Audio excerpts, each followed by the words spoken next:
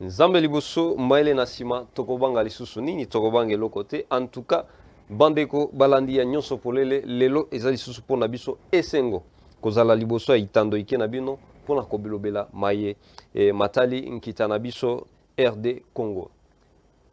Pona basango lelo boyeba ete Lamuka amekaki komarche. Malheureusement la force de l'ordre ezalaki wana pona ko disperser marche parce que ezalaki non autorisé par l'autorité provinciale et basengaki na bango basa la marche yango le 17 septembre, mais bango baboyaki baloba ete délai ezalaki déjà dépassé, donc il y avait plus moyen, il y a bas reculer, il devait coûte que coûte tenir marche na bango. Je crois que ba précision ba détail mususu bokozango na au long ya ba émission mususu comme place publique ainsi de suite.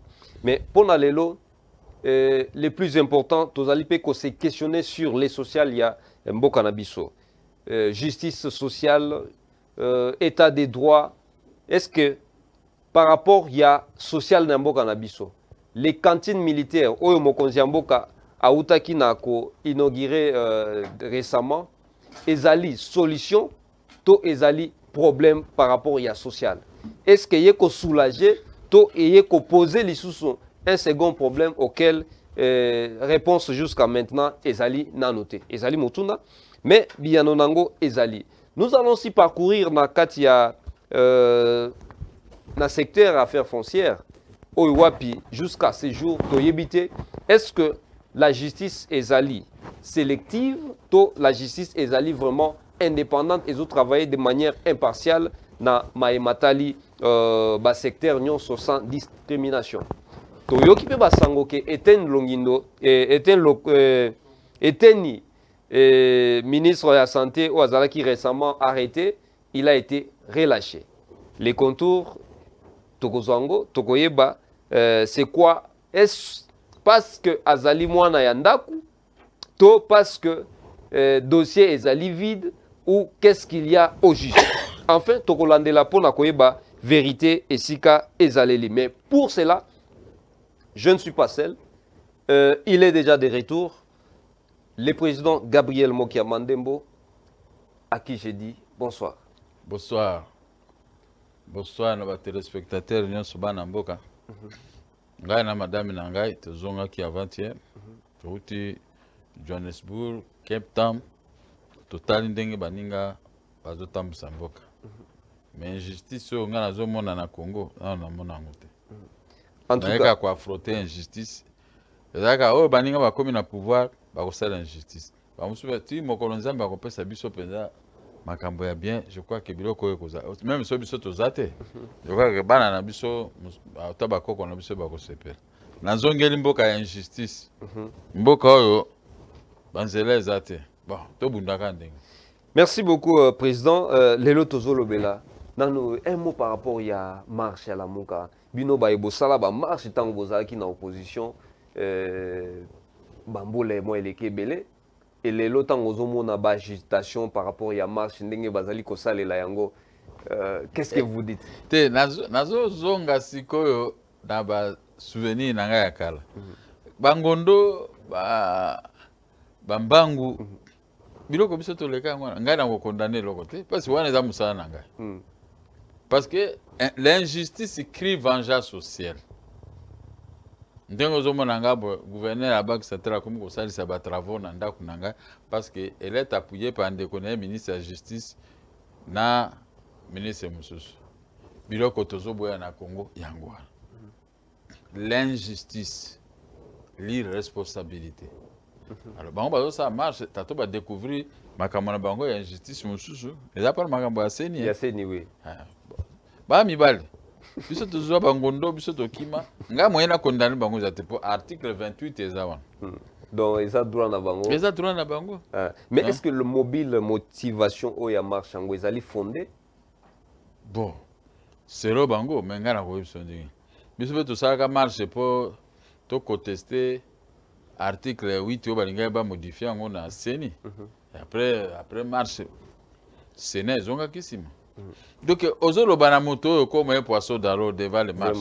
Maintenant l'autre fois, au petit exemple, il y a bien. Je crois en 2015, tant qu'on marchait contre l'article 8, et ça là qui d'office enlevé. Mais awa siko bitumbezali na niveau ya confession religieuse bazali koyo kanate. Bango moko te ba bandi bloko. Assemblée nationale alobina de l'autre côté, président de la République alobina de l'autre côté, mais marche ezali dirigé contre qui et pour qui? Contre qui et pour qui? Tout la bango moko. Parce que le bien président de la République écoute ata émoté. Gouvernement ata émoté, mais bango moko bato marche mobulu bo. Toke ne kandi. Ngai na koko jamais ko condamner bato marche. Parce que ngamo na utaki wana. OK. Mais ma motivation au bino au marché, là, au PC exemple parfait que non, il y avait l'article qui devait être balongolango et puis balongola yango. Siko ah wala minicho. Pour la solution ni bazo marché. Donc on a évité. Tato baboy kadima. Tato soki ni bo. Ngai naza na président de la République. Bati ya kadima. Bati ya Mukendi. Bati ya Chibankula. Ngana ko boya ndini. Ponga nazo viser que nazo ba député ebele. Les restes wana italingate. Je ne vise pas la présidence, je vise nazo ba député na parti politique na ebele. Bon lokola bango bazo protester, tato ba retrouver ka solution. Amani biso na opposition to bana ozalaka ndengwa. Contestation. Après oboli makambo eleki ka ndengwa. Mais bangondo ezotambola, ba blessure, ba mort, ba massas, ba balle réelle. Biso ba moki atoleki ba étape wana. Mais secret na bino ezalaki nini pour que ba marche ya bino ezalaka toujours réussi ezalaki malgré ba limite bovanda ko franchir. C'était quoi votre Voilà. Omoni yo baza ba amateur. Biso ezalaki ba professionnel. Marche na biso ezokoma tina Gombe. Vous comprenez? Pour tozo mobiliser mboka mobimba. Mais ba marche je suis kaka na masina Nzambe kaka. En tout cas, Nzambe liboso maele na sima. Tozo lekawa. Et pas na bino atoliki TV l'affrontement. Kasi to ute kunati. Biso to ute kuna biso za bato ya affrontement, biso za bato ba combat ndenga za na aka muto ya combat ernos. Malgré alliance Lamuka PPRD, mais bon, mais salini. To moni angote. Et bonga kalokola ba interdit marche de siko nde sika forcing kozala. Ba interdit marche wa biso ki le 17 inde. Bango ba boye baninge ba embrouiller parlement, c'est de leur droit. Mais il fallait nde siko to mona. Mais il y a parce que ngana vanda ki de na otambula na Gombe ba. Batonde ba tu na président moka. Marche yango eza même marche eza le route. Si on dit aux autres à pouvoir, c'est que marche exact. Mais ce qu'il y a aussi à déplorer, c'est que les bavures policières, Oyowapi dénoncé l'autre fois, Binope Boye n'a pouvoir, journaliste, papa, journaliste, bavure wana ezalaka, même na poto ezalaka. Bavure policière pour la marche. Ezala na Russie. Poutine a kangaka. Mais Félix, ce qui a été à Bakangi, il donne l'ordre de Balibéra. Baville en France, au Balbi berceau la démocratie. Momo Nagati, Tanan Makambo, Bagile jaune, Bastaraki. Zakimoto.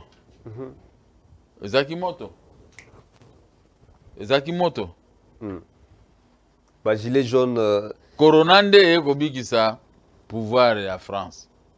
Mais awa tozotalaka moni ngai nakoko tia commentaire bato wana ya ba marche baaka bato na ngai tokutaki na bango na opposition mais bango ba dévier bazongi ka na opposition ngai natiki naza na pouvoir yango mari odoze na mwa muke injustice eza pe place na ye. OK, injustice totale. Mais sikola na mona bango ba sa marche ngai nazotalaka te nga musana ngai ngwa nde omoni bango kwa bazo réclamer. Ngai sono de la télévision ngana ko sa ka ba hote mais nazo bisa mokonza mboka injustice il faut banira. Parce que moni ngai nazo souffrir pendant Laurent Désiré Kabila ba botoni ngamanda. Na ko souffrir 18 ans na Joseph Kabila. Siko na bandi susu pa na ngai moko susu injustice na biloko na ngai. Ozo mona yango bango ba protester. Les bango ba protester na fanda ki na bureau na za na matière à réflexion. Na mona ke où allons-nous avec de telles choses? Mais na moni ndenge leki, bon, ezaka ndenge biso beto bande obunda. Biso tozwa bangondo, biso tozwa ba misu ba grenade lacrymogène. président Mokia.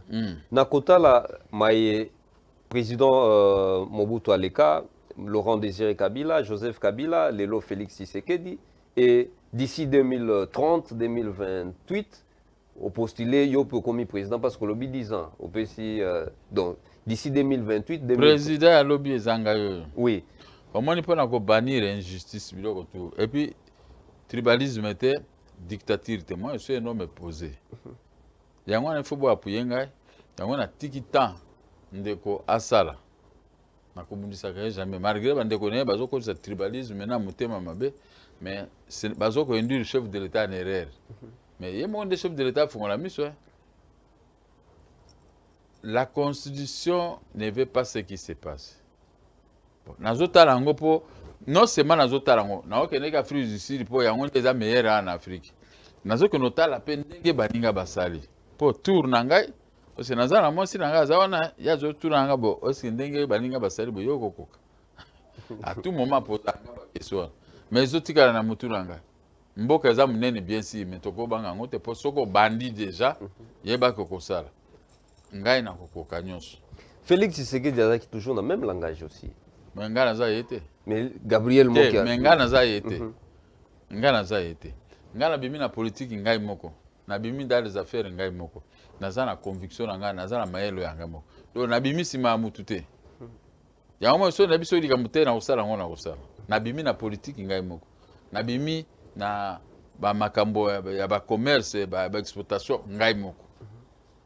Alors sikoyo lokola na mesani déjà na bangai moko ngai moko, c'est-à-dire que soki na koyi mokonza mboka, je ferai ce que je pense dans mon cœur.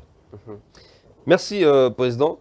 Toko tipe na surprise donc bato babandeko s'attendre te to bando mitu na kanya makase sango depuis bakulu na bakenda ti lelo suite ezandenge nini paf cantine militaire masangu 18 000 francs. Mais quand on a un camp militaire installé, est-ce qu'ils ont un rebondissement sur les sociales? Ils ont vraiment un autre problème qui se pose. Dans chaque chose, il y a un début. Les bandits vont nourrir les militaires. Après, il faut s'étendre dans les choses. Il faut produire, il faut apprécier. Mais tant que bâtir 18 000 et na baka militaire avec les salaires il y a bas militaire, est-ce qu'ils ont vraiment solution? Le salaire n'a pas de 200 000, moins 18 000. Et ça va bien Jésus-Christ a un solde. Basoda,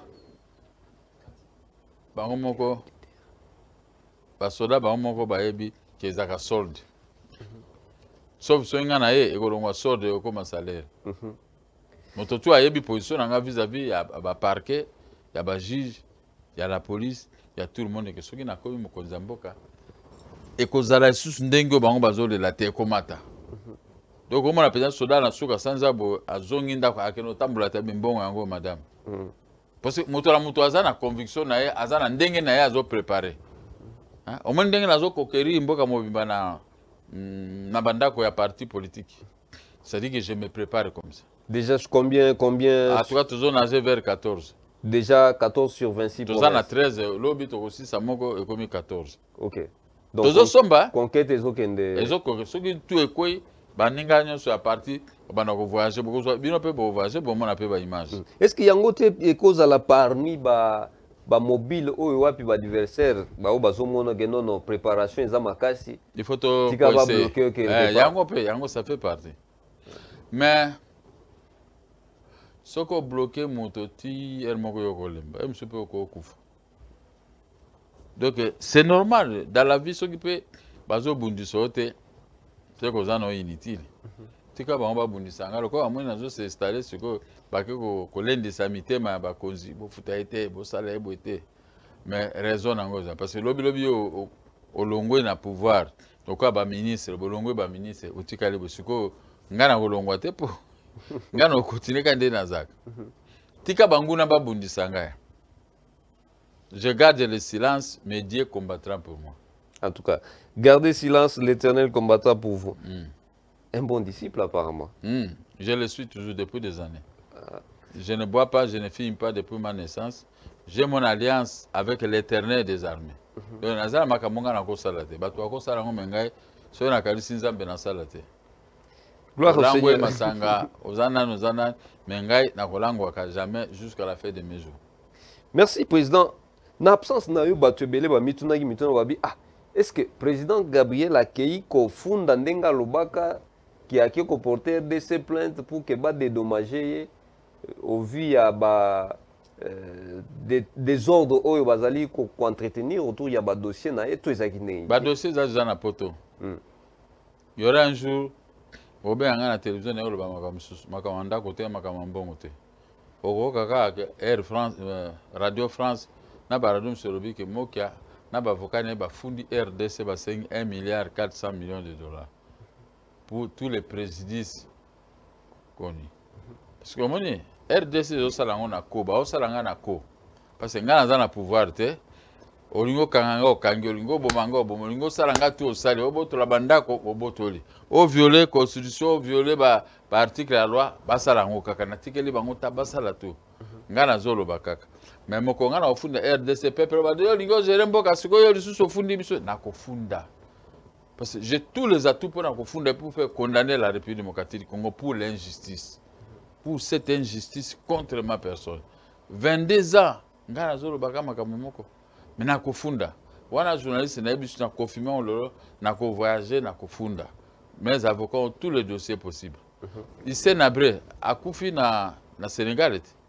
C'est-à-dire que ceux qui na lingité na kofunda même na Sénégal, ça peut prendre du temps mais toko ngana zaki na Sénégal pendant 6 mois. Na yebi Sénégal na yeba na batokuna na okene na luki na sominda kokuna na fai na ngana Sénégal comme ça tozo bunda na l'état congolais pour makambo banda kuna ngana mbongo. O nyoso bakosala wa basala.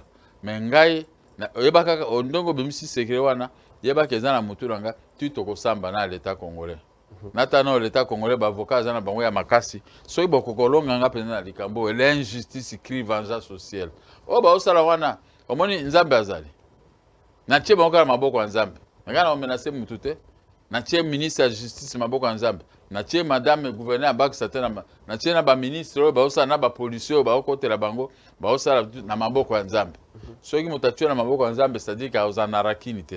C'est Dieu lui-même qui agit. C'est Dieu lui-même qui agit. Maintenant, au regard, il y a Ndingo Bandagi combat juridique depuis le début, il est loyal, en tant que candidat président de la République, aspirant à la présidence de la République. Quelles sont les failles sur le plan juridique? Oyo Monique, non. Moi, avec le mandat aujourd'hui, pilier bao place ni nako bandela pour nako redresser le secteur nabiso judiciaire et cause à la boyeto boye. Quelles sont les failles au détecter? Vous savez, dans la vie, si un papa de la famille est juste, il va y avoir un peu de juste. Parce que moi, je ne sais pas si moi, je ne sais pas si je faille wana ngana yebi bafaille à justice, bafaille à makamba à gestion mboka ngana yebi. Parce que je prends mon exemple, quand j'ai commencé les affaires, je me suis donné comme une ligne de conduite, nako kosa batote, nako yiba batote, nako sala boite. Au moins que na bandi depuis 77 ti lelo nazaka bafunda na ngate ko ayaki ko zelo ko bosa o comprendre. Ko kanganga e utinde na politique. Lokola ba marche to sala bokanginga wana eza makamba politique. Botindeli ngambongo ya corruption ngana boy balukeli nge François bakainga poni yo boy kimbongo. Wana sasa même nzambe yemo ko amona ke akeka apamba mais akobima. Au moins pena bimi. Ba fai wana nyonso tout oboka na mai. Quel est le problème dans la vie?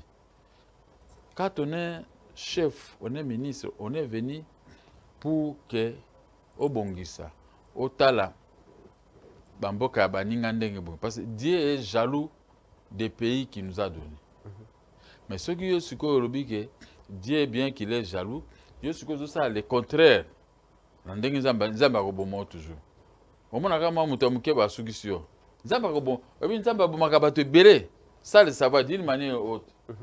Zamba bomaka bato belé. Mais ce que ndenge ngai nako banda siko pour le social de la population. Nako banda pour commencer dès le premier jour que j'ai le pouvoir, je vais commencer à créer la classe moyenne parce que je suis le produit de la classe moyenne. Quand je parle de la classe moyenne, les gens ne comprennent pas. Mais les Indiens, les Pakistanais, ils ont déjà créé la classe moyenne renversée dans notre pays. Et l'économie est extravertie. Tout vient de l'extérieur. Au moins, l'alimentation, tout vient, c'est l'économie extravertie.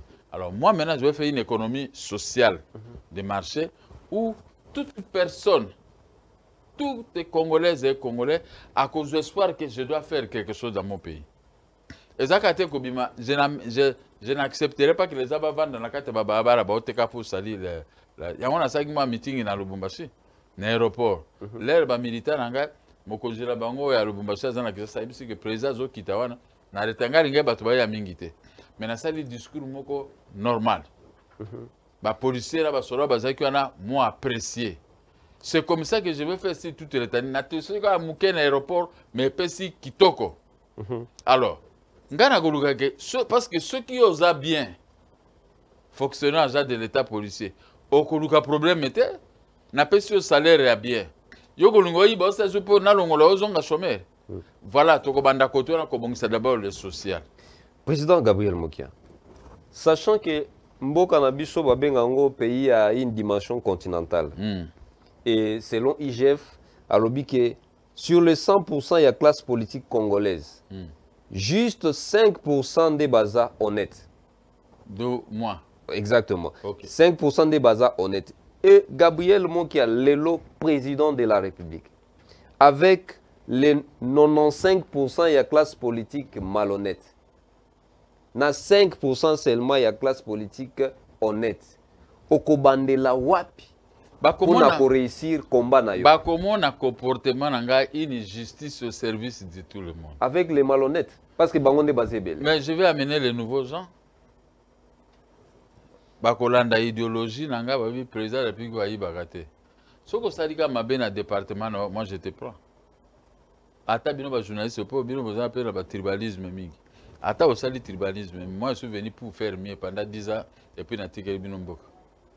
Mokono lingana longwa bokolinga te bino peuple. Parce que ceux qui 5% baza honnête. C'est que tu peux forcer que ba comme ata 90% honnête. Comment? Ouais. Parce que quand je vous donne le travail, le peuple est là en brousse. Le peuple apprend le métier. Le peuple est partout. La création de plusieurs sociétés de la monnaie en Afrique du Sud. Banda loko lawa ko le kalimete ti banjiri kuno mona ka ba société la ba société. Ba société moko propre. Ceux qui te commune état wana ba malhonnête wana ba kozala renverser ba zongi honnête. Et puis, pour être ministre, total d'où tu viens? Au Sakini, parce que Moutoumoussou a 10 000 $ dans la vie. Tu es ministre, qu'est-ce qu'il va faire? Il va commencer d'abord par voler. Mais la classe politique, il y a 10 000 $. 10 000 $, parce que c'est supposé que Baza Bato est vraiment noté. Mais je dis que moi-même, le chef, je serai honnête. Très honnête. Il y a... Très honnête, mon honnêteté fera en sorte que Batouyon va respecter les lois, va respecter Mboka, va respecter l'infrastructure, va respecter Biloko, va respecter Biloko. 5 points. Alors, ceux qui ont violé point moko, il y a au monanga. Au monatenga bande koloba ke. Au monimboka ze souffrir na Kagame na Baetel parce que bato baza est trop large. Mais si on a comme chef de l'État immédiatement, surtout qu'il y a une réunion on est na Kagame, toko bundande kuna na oni comme ça, mokili mobimbe ba qu'il faut bato so batika okenoyi ba na République démocratique du Congo. Alors bato ba seki, oh boy, et tout ça, etikala ndengwa. Parce que ngai moko na ye pour na la combine na ba pays voisins te ba yaka kopia. Ngai moko na ye pour relever l'économie. Ngai moko na ye pour ouvrir les yeux sur tout ce qui se passe à n'importe quel coin. Même les Congolais, na Zambie, je convoque l'ambassadeur à Zambie, et s'il faut rompre des relations, je vais veiller. Parce qu'on a suivi l'une des vidéos, un président qui dit Boyo Kilanga Mawa. Depuis Tongo, Naza toujours en mouvement, Naza toujours en Moussala, donc Boyo Kilanga Badolé en Sélé. Vous comment on travaille? Pendant la zone d'Afrique du Sud, belle mission combien dans ça? Nazo Lukanga comment qu'on bon. Les gens sont têtus, sont jaloux contre moi. Le ministère de la Finance et contre. Ok, mais on toujours il faut que la vie, motomoka na expression, la vie c'était un combat. à constater. Hein. Ce que moi j'ai fait, c'était un combat. Quel est mon problème principal? Éduquer la jeunesse. Faire en sorte que la jeunesse se transforme à la classe moyenne. Parce que Mobutu disait, la jeunesse, c'est l'avenir de demain. Il ne s'est pas trompé, papa, on a paix à son âme. Il disait toujours, la jeunesse, c'est l'avenir de demain. Mais les gens ne comprenaient pas ce que le maréchal Mobutu disait. Au moins, la jeunesse n'est plus l'avenir de demain, la jeunesse est dans les Jojojo, dans les Bombay. En absence, na magamba sextap dans la classe Bimaki, c'est parce que même dans des écoles, on est biso, au moins il y a une école primaire na Dendalide, na Kasavu. Bachel biso ba kapita moko zaki na katanao. Mino tout libanda. Balinga olongola ete. Moto moko très dur na Dendalide. Soko e retard, ndenge na tali okabo ozana punition. Donc moi na tu ya classe discipline puis faut y avoir. Vous comprenez? Biso tuzuma éducation moko wana. Ce qui a créé problème. Au moins, il sous-directeur à date il est long. Il y a un sous-directeur dans Bissoa.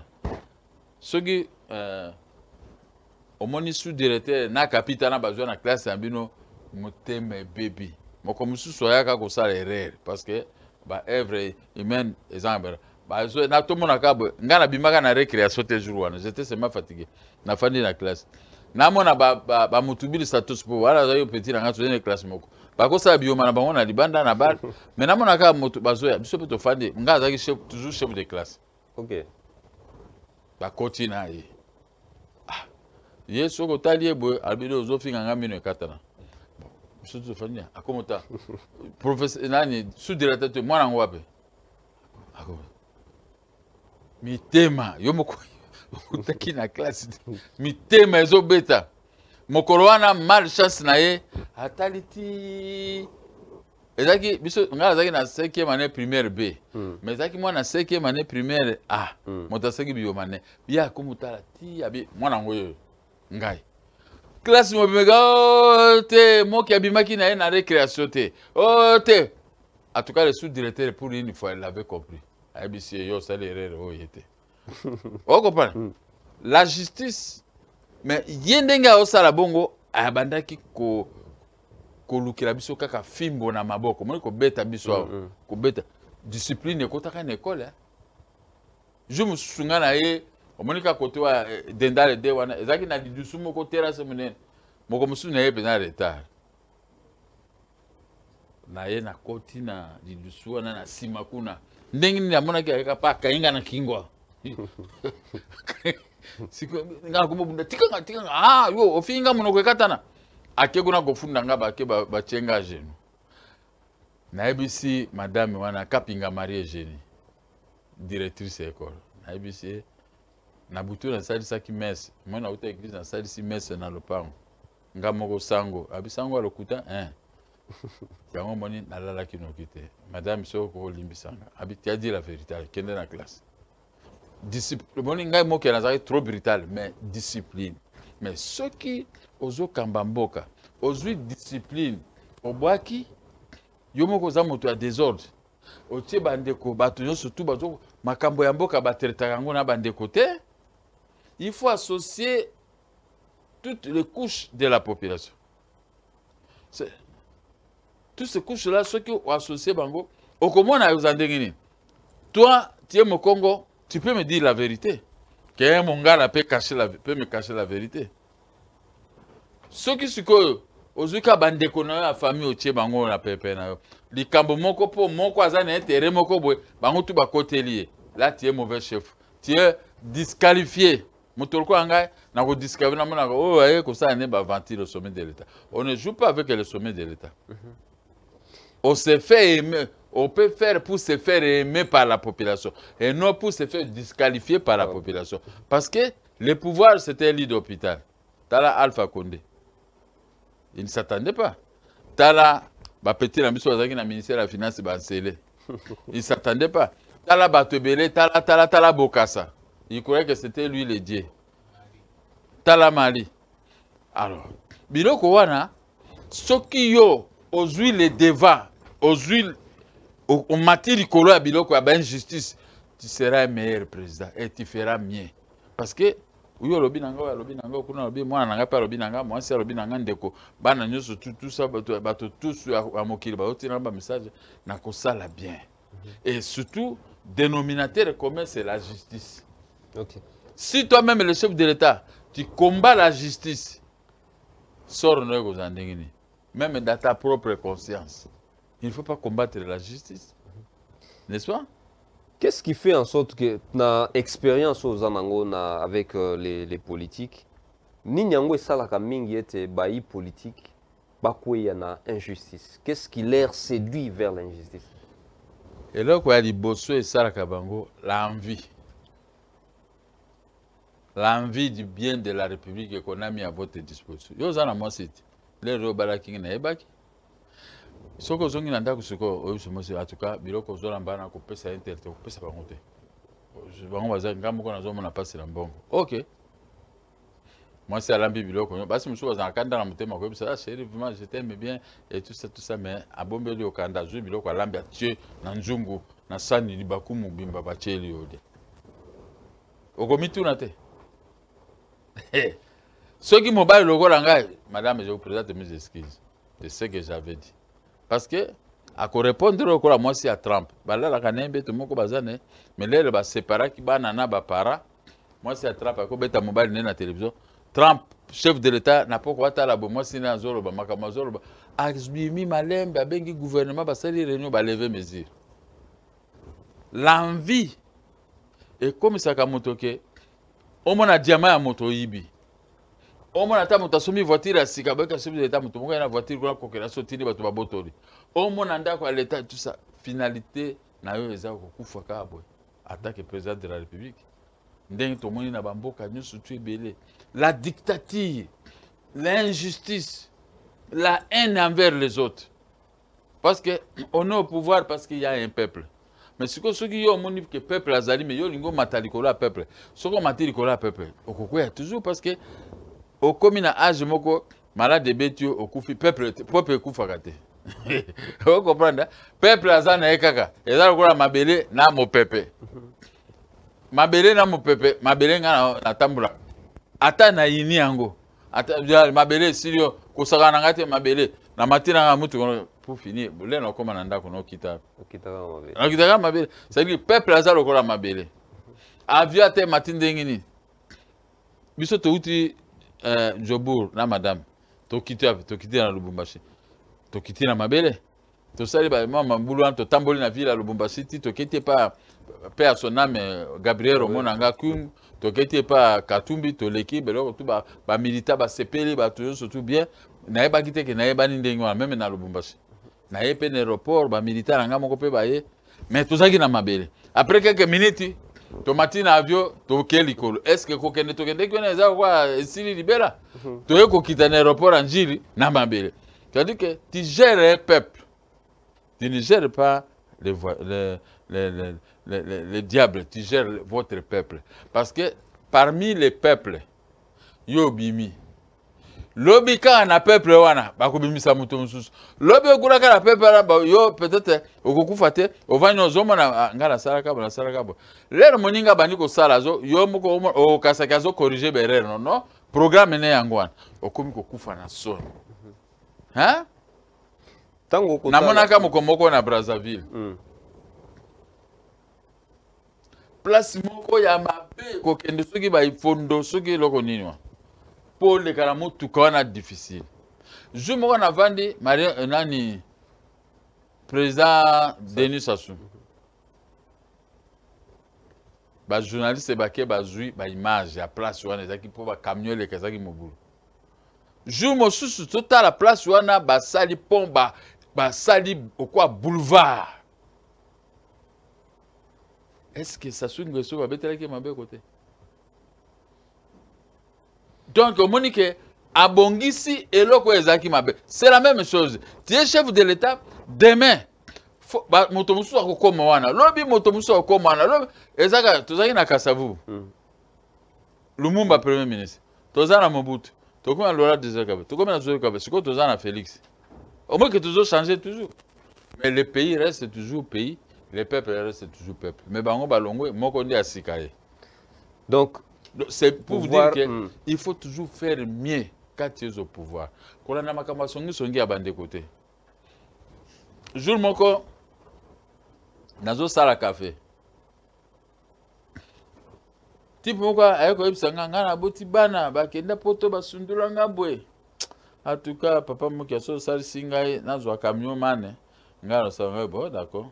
Ayena ma café muke, ezata na valeur la camion tere. Ngai bon.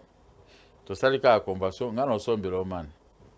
Yo que nous travaillons dans l'intérieur, dans autant en province en côté, c'est comme si nous flatté bateau. Type on a ngana sombe na pesi mbonga sombe camion man. Ake asali ba café atindi na balinière moko atindi café na ye asali papier atindi à voisin na ye ati 5 personnes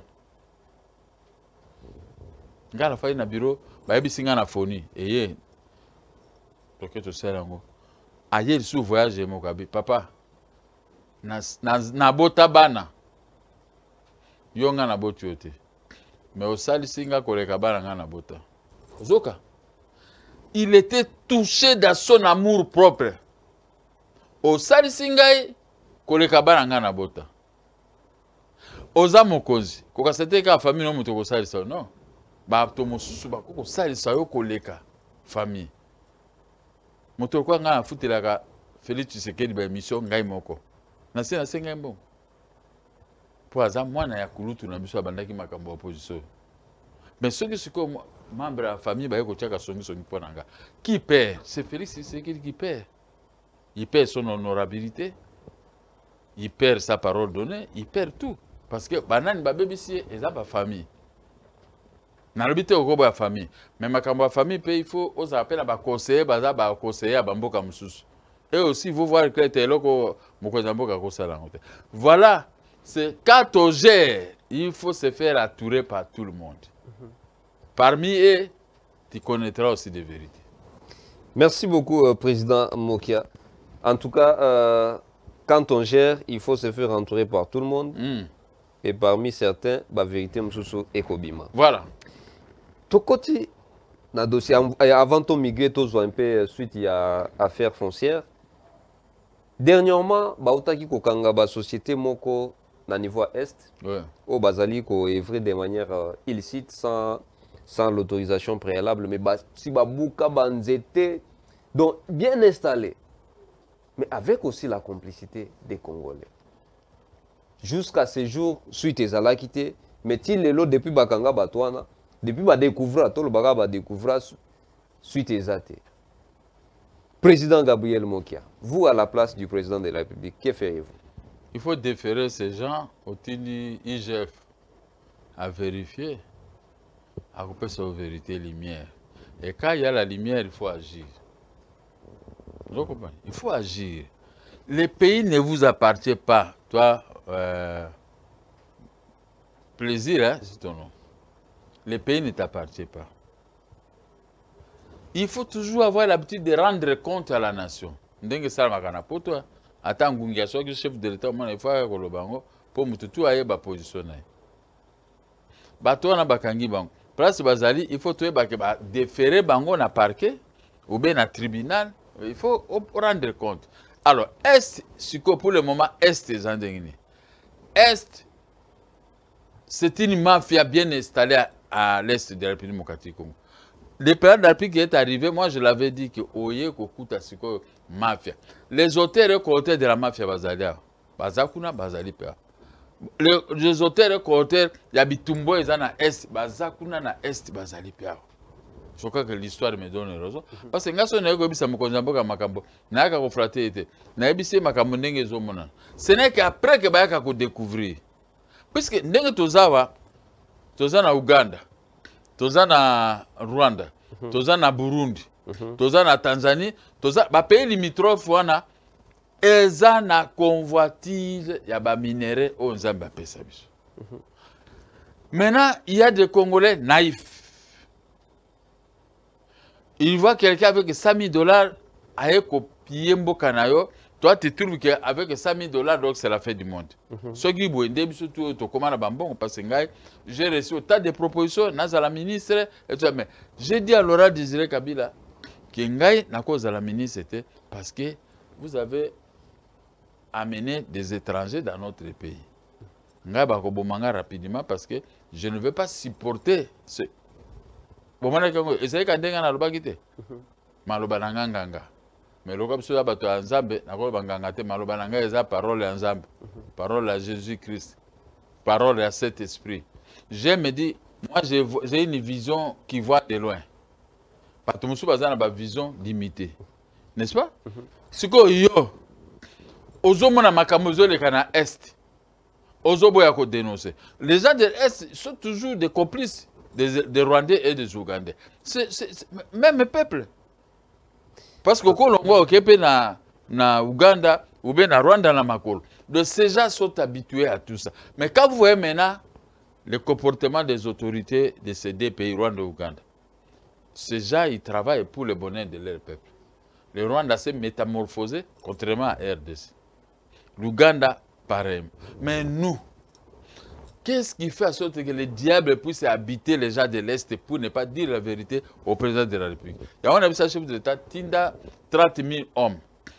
Tinda Bangala, on la vérité, mais va combattre Bangala. Bangala, moko andengwa.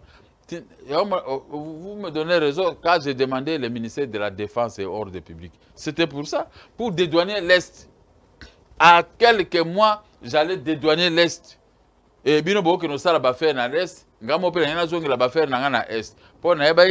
Comme j'exportais le café arabica, j'allais tomber dans d'autres minéraux ou métaux. Mais maintenant, ces gens avec qui vous traitez, ce sont des traîtres. Comment les Chinois, les étrangers, ils pillent dans le bino, mais ces gens, vont voir des constructions nuit et jour. Est, il n'y a pas de vérité. Il faut mettre ça à Mokozamboka. Est, il n'y a pas de vérité. Chef de l'État, il n'y aura jamais comment on a clair ce qui attire les hommes qu'il faut à la place qu'il faut. Merci beaucoup. En tout cas, il faut mettre les hommes qu'il faut à la place qu'il faut. Sinon, Mokonzi a comment la clarté. Je signale qu'il y a un policier qui nous a écrit pour couper sa précision par rapport à solde na bango. Alors, les policiers, c'est 160 000 francs. Ah, donc à l'ongoli de ça. Le gouvernement peut m'en mot qui a pas abomi bisoté. Pourquoi il y a pas si précision. Il n'y a pas de problème. D'accord. Parce que ngai na politicien, na za peut côté à pouvoir, na ko boma peut qu'à pouvoir mbala moko boté. Na peut quand même moi montawan. OK. En tout cas, ngai soki na lobaki parce qu'il y a pas mais je crois moko jambo ka yoki akobongisa. Vraiment 160 000 francs et la précision à PC. Merci beaucoup. Merci. Merci. Merci. Mais en tout cas, merci Président pour la franchise. Je crois que l'émission est très ouverte. À cœur ouvert, Tozo évolue vraiment Ndenge et Sengeli. Il faut s'entourer avec les personnes qu'il faut. Ouais. Il faut mettre aussi les personnes qu'il faut à la place qu'il faut selon les qualifications. Président Gabriel Mokia.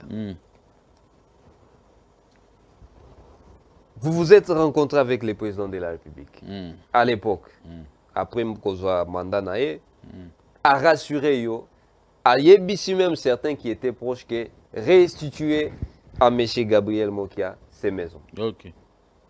Le processus était presque déclenché et Tino Leloyo Tokangami. Tomoni dernièrement, quand Deo Gracias à libérer Ndaku, nous nous sommes dit, OK. Et bien voilà, le président Gabriel Mokia va enfin récupérer sa maison.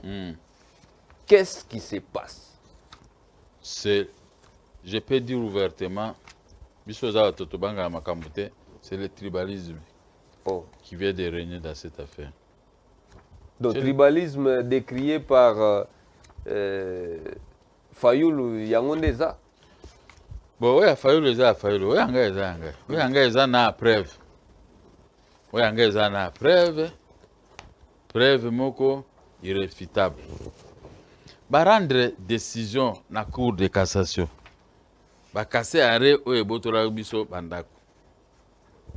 Ba bimisi bato mususu, mais ba mususu batikali pendant que bazo figurer na kati il y a ordonnance na jugement na barré.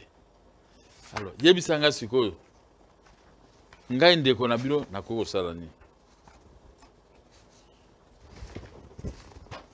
ordonnance va rendre en si base à arrêt à Cour suprême de justice. Ok. Balobi faut ba bimisa bato plaque cadastrale numéro 3801 et 3343. Donc IAC na esika gouverneur abanovana nanda kolanga sana banovana. Ok. Mais ba groupe balongo ba ko tia songi par chef de l'état. Bato na ekaka. Bato na ye moko ba ko tia songi par chef de l'état. Mo ke wana moni boye akobalukela yo tala boy. Bon. Ce qui est faux, il ne capitalise pas tout ce que j'ai fait depuis l'entrée en fonction du président de la République. Je suis toujours avec lui, en âme et conscience, sans intérêt personnel. Mais si le chef de l'État m'a trouvé, moi, avec un arrêt de la Cour de cassation, je n'avais pas autre chose. Et puis, on a ordonné le déguerpissement de ces gens-là pendant que Joseph Kabila était au pouvoir. Vous comprenez? Le 26 juin 2018, 19, hein? Non, 18, Bisoto Kei, qu'on s'est fait restaurer Kuna. On a mené document à Mekimi. IAC a signé papier. Vous comprenez? A signé papier que tout ce qu'il est des semaines à Zobima. Voilà le document à Yango. Yo, ça, journaliste, au Kotanga. J'ai sous-signé l'Union africaine de commerce, IAC Sahel, avoir reçu les huissiers de justice avec un ordre de mission en exécution de l'arrêt RC 2742 rendu par la Cour suprême de justice en date du 23 mai 2018. Ok. Au motif des restitutions, je crois. Restitution du requérant. Réinstallation du requérant. Oui. Réinstallation du requérant qui est précisée par la mission, qui est représentée. Représenté par M. Mokia, de ce qui précède. Nous avons demandé à ces derniers de nous accorder des semaines, hein? Oui, de nous accorder des semaines de se préparer en conséquence. Pour partir, n'est-ce pas? Oui, oui. Signer le huissier, Gabriel Mokia et le magasin IAC. Mais si... ça date du 18 juin 2018. 2018. Le président de la République actuelle n'était pas chef de l'État. Mais hein? Si un tel document existe... Ça existe. Qu'est-ce qui empêcherait alors l'évacuation du bien qui est reconnu ici par l'IAC que ça vous appartient? Encore une lettre signée par Alexis Tambwe Mwamba, ministre de la Justice. Par la lettre numéro ceci, M. Gabriel Mokia m'a saisi, dénonçant l'obstruction faite à l'exécution de l'arrêt rendu 2742 à date du 23 mai 18.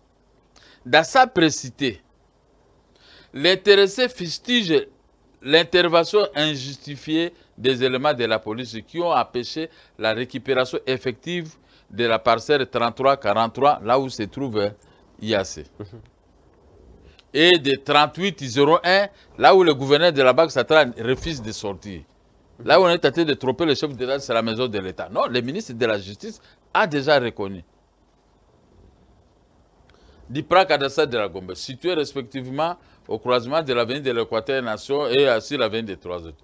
Au vu des pièces annexées à sa lettre, Alexis Tambwe Mwamba. Azana mabene me makamamana mpeza. Il apparaît que, qu'en exécution du dit arrêt, l'huissier du tribunal de grande instance de Kinshasa Gombe a, à date du 19 juin, procédé à la restauration du bénéficiaire de l'arrêt dans la parcelle 33-43, actuellement occupée par la société IAC, qui avait sollicité un délai de 2 semaines pour se préparer en conséquence. Que pour la parcelle 3801, l'accès a été refusé par une dizaine de policiers non autrement identifiés, trouvés sur place le 21 juin 2018. Alexis Tambwe Mwamba qui poursuit, ancien ministre de la Justice. Ainsi, pour ne pas laisser inexécuter les décisions de justice dîmes rendues par nos cours et tribunaux, je vous enjoins de pouvoir à l'exécution de l'arrêt susmentionné s'il n'existe pas aucun obstacle.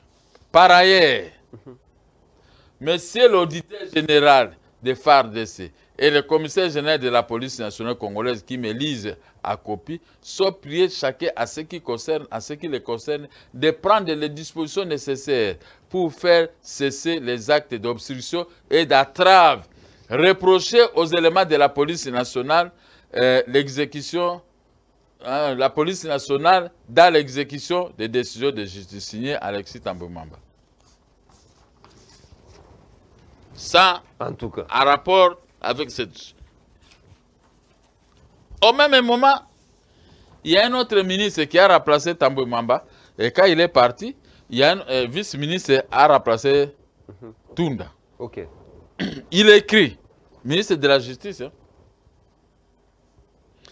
de l'examen des pièces me transmises, je note que Gabriel Mokia a bénéficié des décisions judiciaires coulées à force des choses jugées. Il est allé trop loin, celui-là.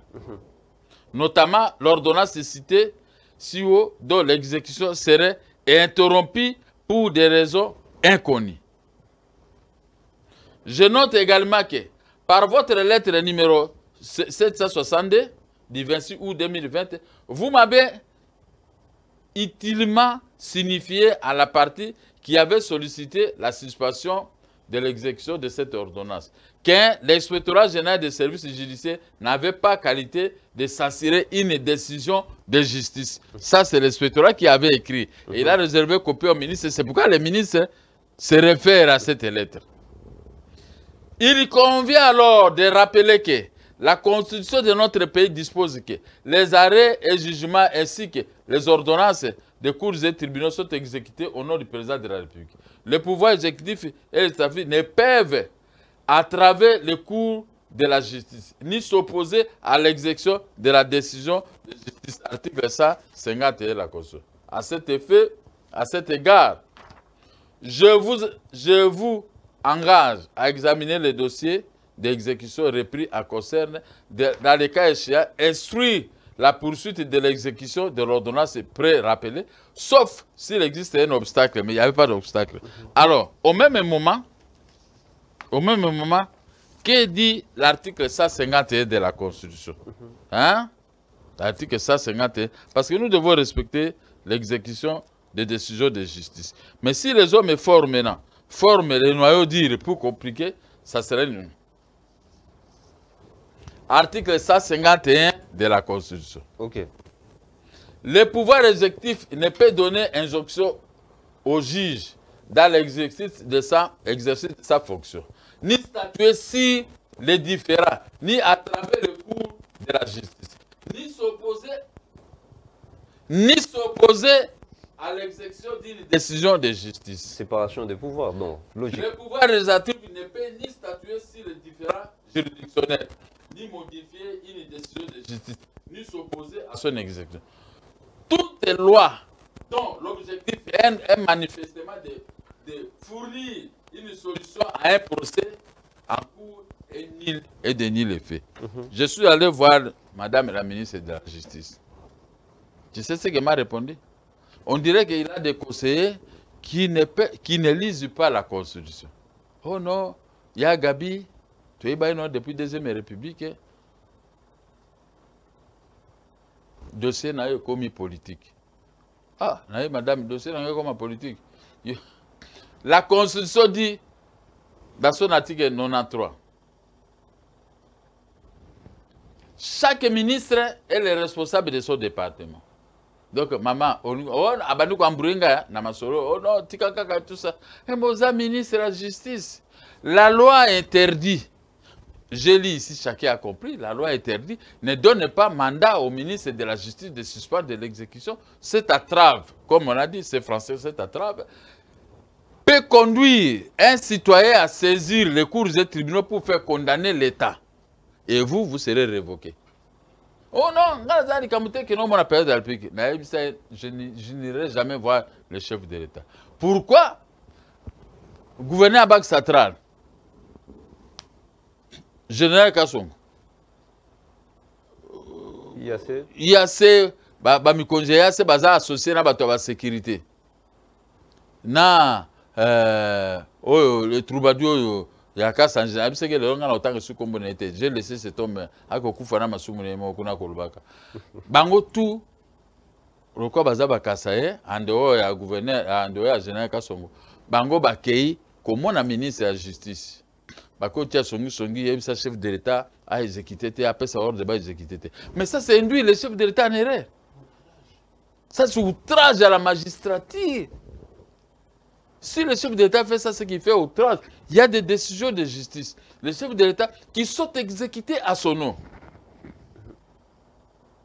Ngabi maman ministre, est-ce que j'ai des lettres d'été prédécesseurs. On a ébi. Mais, que nous, mon chef de l'État, est-ce que vous êtes réellement sûr que le chef de l'État est derrière ou bien Bangonde va utiliser comme combo à chef de l'État? Zambe, na sambela kazo monangai. Ngai na ébi makamba chef de l'État. Maman ministre moto ayebisinga to fandi biso to zeka biso imba na bureau pe abengi so conseiller moko mwasi pe ayewana na expliquer que tu conseiller wana mwasi bo oyo bo sala besoin.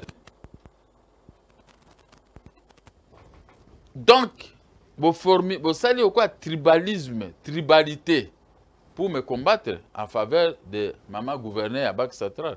Ba que ko intéressé pe ministre à finance. Motonaya bengi oh non moni maman naza ndeko na biso aza ministre aza muluba lokola biso jamais yoko ko degrepi na ndako bo siko loande etali baluba ah bino bobundisa ki Mobutu lelo ekomi moluba menga naza na sekele opposition ko kasate ke so bo sa bo ngana ko banga no banga ria so bo manga bo so bo kanganga bo o tu bo sala nga bo sala mais l'histoire retiendra que vous avez pris la justice en otage par les petits clans.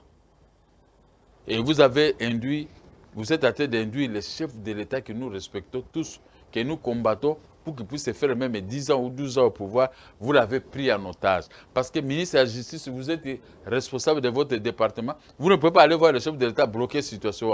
Comme ça, vous faites plaisir au général Kassongo. Alinga qui te exécuté.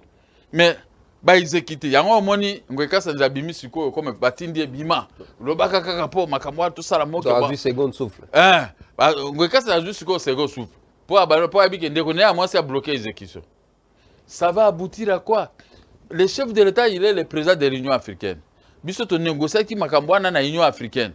L'Union africaine a passé ordre que il faut il y a des témoins qui étaient là. Parce ordre que bafuta biso mbongo, bafuta vieux liko mbongo nangai.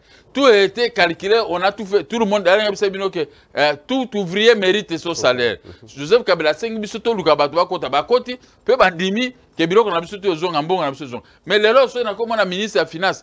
Ministre de finance babaka na biso te ke to ke komona ministre de budget. C'était par la procédure d'urgence. Et on nous a payé un peu par la procédure d'urgence. Comment maintenant il y a un revirement à 95 degrés? Donc, beaucoup de tribalisme, chef de l'État a dit que tribalisme. Bien besoin mener ce qu'on a tribalisme pour initier la population. La mouka, la PPRD, président Mokia, Torobaga Naoni, au moins de comment on est là, tu ne connais pas ces gens. Babi ce que toyeba ki ango ke okozala bloqué. Toyeba ki okozala bloqué parce que bango baza na circuit na bango na poka bakutani basali réunion yango moni nani moto na bango abimi azo kerere parce que baza na plan B ngabi baza na plan 10 20 ceux qui ba boteli ngo biloko so basali ne ba osala baza na document moko te ngape naza na plan B ngape naza gaillard naza pe na avocat même na mindele na ko utiliser mais c'est le pays qui doit perdre. Pourquoi aller prendre le chef de l'État en otage? pour madame ministre de la justice, que nous, mon chef de l'État, nous avons débloqué la situation. C'est une décision politique. Nous avons raisonné comme un chef de l'État. C'est une décision politique. Là où il y a une décision judiciaire. Là où la justice a déjà tranché. Oh, dit. Naoki siko toke mukola ba restalenga bimisi mobulu kasongwa tindi ba soda bo naninga kite ba masa sebeta to zongi siko ba banda banga ti siko le bazu assurance no ministre de la justice au nom du chef de l'État siko ba komi ko réflexionner ndako nangai. Est-ce que vraiment même le président de la République place à vendre, est-ce qu'il cause à tranquille? J'ai la décision de justice. C'était ma maison, j'habitais là depuis 1996. Tous ces gens n'étaient pas là. Certificat Nabiso, certificat, il y a 1996. De quel droit un groupe d'individus non, ça ne peut pas tenir. Hein. Si le chef de l'État fait ça, ça dit qu'il est allé se faire humilier. Il faut, Premier ministre, maintenant je m'adresse au Premier ministre. Vous êtes chef de gouvernement. Comment vous êtes ministre de la Justice, comment un chef de l'État pour régler les différends de la justice? Ce n'est pas le rôle du chef de l'État. Les décisions sont exécutées au nom du président de la République et non faire la trave comme c'est que Madame la ministre de la Justice a fait la trave à cause de ses sœurs et frères qui sont allés la voir. Bon, bateau, bakangi, bakamere, bakangi, bahote dans la prison. C'est-à-dire, bafungula la prison pour les bateau, parce que la justice n'existait pas. Voici. Tu as le certificat obtenu le 26 juin 1996. La CNT compte quand même. Hein? Tu as le certificat République d'Isaïe. Est-ce que le ministre nani gouverneur Abak Satral ayebaki yazaki na banini internationaux kuna ayeka siko akotika na dossier comme lokola aza ndeko ya chef de l'État ayeko kotaka na makambo siko azoko utiliser comme chef de l'État azoko vous intimidez maintenant les gens au nom du président de la République biso peuple naye certificat oyo eza certificat réhabilité par la justice, par la Cour suprême de justice. Ce certificat est inattaquable. Comment le lo bakoko lo bakana biso makambo oh bozana ba titre te bongo certificat yo bake ne pas conservateur so ba mona nini copie na ngote duplicata na ngote. Et ça vraiment le président de la République peut accepter que son nom soit sali, son nom vraiment soit sali.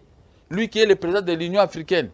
Ngasiko na banda olena banda ko ndenge na soko installer banda ko na intérieur pour mon parti politique et ça va lui profiter. Si moi j'ai de l'argent, si j'ai 200 députés, le président de la République ne va pas commencer à quérir et moi qui a député, allez bo soutenir ba réforme na immédiatement. Je l'ai dit à mes conseils, je vais te soutenir pendant 10 ans ou 12 ans. Mais pourquoi il peut maintenant accepter que ses frères et sœurs va comme à travers le fonctionnement des cours des tribunaux? Parce que un chef de l'État. Pour l'injustice à cause de mes biens. Bon,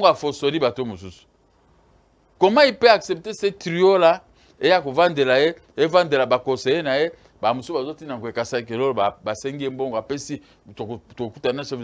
est-ce que le chef de l'État peut accepter? Na niveau penza, ok, nous sommes tous aux politiciens. Est-ce que Etienne Tshisekedi pouvait accepter ça? Il t'arrête. Aux ministres de la Justice, il t'arrête. Tu cites son nom, quelqu'un d'autre, président de la République, a bloqué Etienne Tshisekedi parce qu'il m'avait dit, Mokia, tu viens de sortir de la prison. Pourquoi tu étais arrêté? M'a expliqué. Quelle est la situation des pays que vous voyez? Je t'aime. C'est pourquoi je dis tu dois être devant dans des marches. Parce que j'ai vérifié depuis des années, il n'a jamais été corrompu.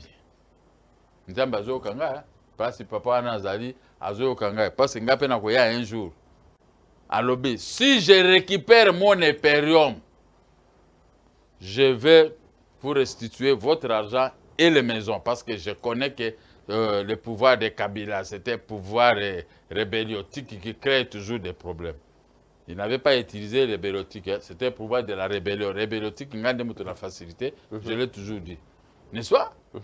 Alors, je suis sorti avec Albert Moleka. Il m'a dit, va faire une déclaration. Je n'ai jamais demandé à quelqu'un, il n'y a que toi, j'ai donné les privilèges. Ce qu'on met dans Google, visite de Gabriel Moko auprès du président Etienne Tshisekedi okomona okoyoka makambo nde tosololi ndenge nga na lobi nazongi mpe na ndako navandi na bureau navandi na bureau na nga na butu na 20h mpo napesaki yango na CCTV CCTV atie mo intégralité wana ya causerie na biso mais là nga na ko cette basolo j'ai été reçu par le président Eli Etienne Tshisekedi wa Mulumba immédiatement babenga numéro masqué obimi prison tokanisaki ke yo oko changer poto lukane possibilité chef de l'état Joseph Kabila Ngiso bandako yo lobi ke tu as été reçu par le président Eli ton président Eli Etienne Tshisekedi Kendes que suga zong solo bandako wana na mais qui tient kati téléphone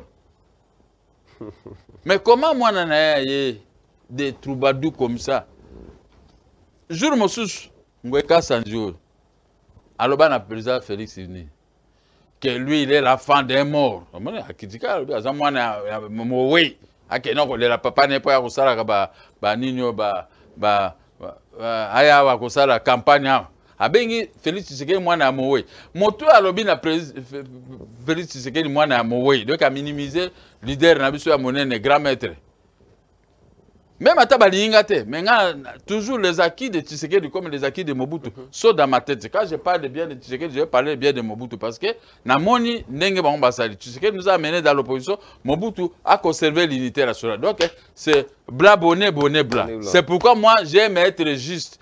Mais ce que comme travailler le président de la République, par le ministre de la Justice, par le gouverneur de la Banque centrale, par Ngweka Sandi et par un autre ministre des Finances. C'est-à-dire que le pays est en train de disparaître sur le plan judiciaire. Voilà. Merci beaucoup. C'est par ici que Tozo Sougissa. En tout cas, ça ne s'explique pas. En tout cas, Nazozanga Malobana Lobanini. Yo muto vandi nanda kwa mutu. O reconnaître que non, nako libéré dans 2 semaines. Et les loyo, ozo boya kobima. Et comme minda ko eza ya yo. Et comme iba kote la yo. En fait, je ne comprends pas par où je peux commencer ou finir. Parce que les documents devant moi, on reconnaître déjà que Ezandaku Yamutu, on lobby bien, très bien que Ezandaku Nangate Yabatu, n'a libéré dans 2 semaines. Et c'est là, depuis 2018, au mois de juin, le 18 juin 2018, qu'on a déclaré. Les lots aux Ali, en 2021.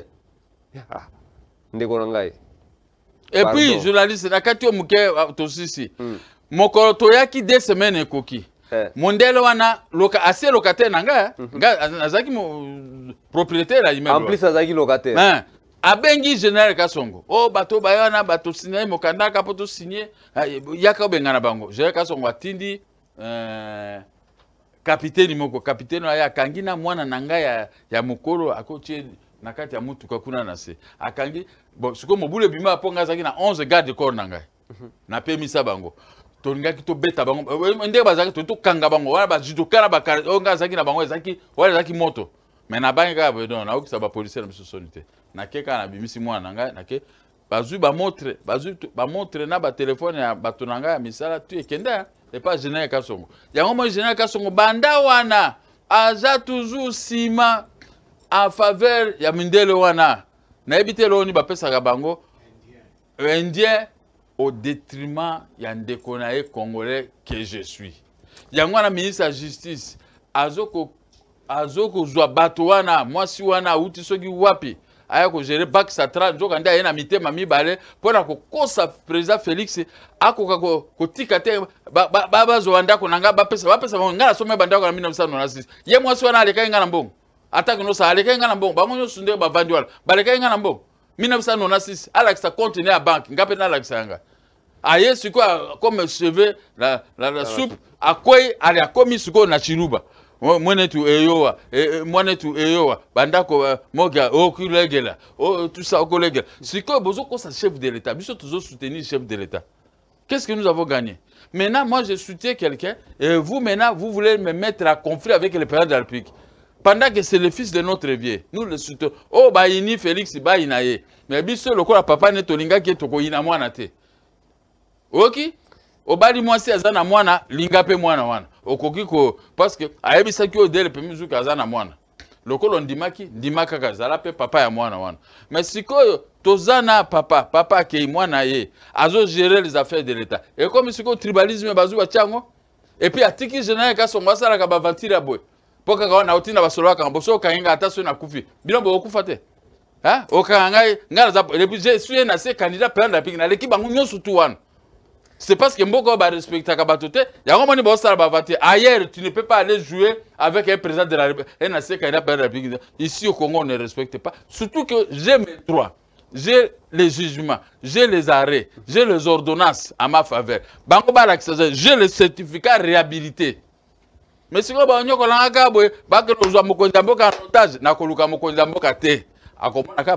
bien sa faveur, Bango n'est pas flatterie. Yengo Kassanjaï wana pas flatterie pour l'andakote a dribbler Joseph Kabila. Oui, Joseph Kabila n'a pas si la montée mais pas dans Kassanj a passé 12 ans afin de que gouverner la province.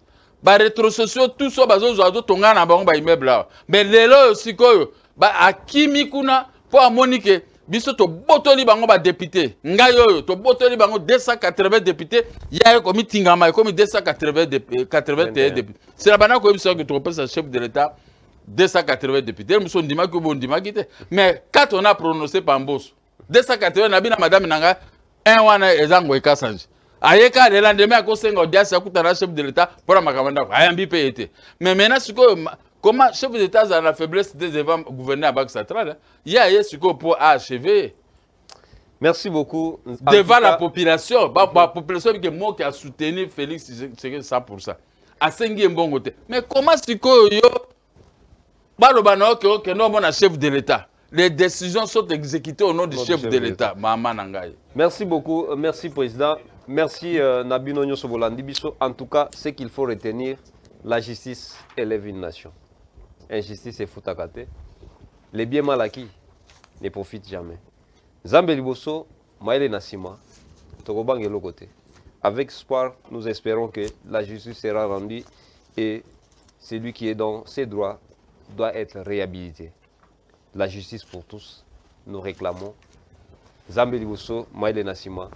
Merci beaucoup. Nabino Sobolandi Biso, Magali Kani, Feli Moubenga, Jires Lutaou, Jires Lutete, Yannick Mo, Binotou, merci beaucoup. Et à la régie, Agnon Mambengo, Bailon Ibalnei, Binotou, Napesi Binombote. Merci beaucoup, Nabino Nyoso. Bon retour à Maman Hollande. Et Nzambe Abatela, continuez toujours dans l'Osambo. Je pense que Dieu aussi est au contrôle. Merci. Prochainement, toujours avec le même plaisir. Bye. Merci, la place là. Merci.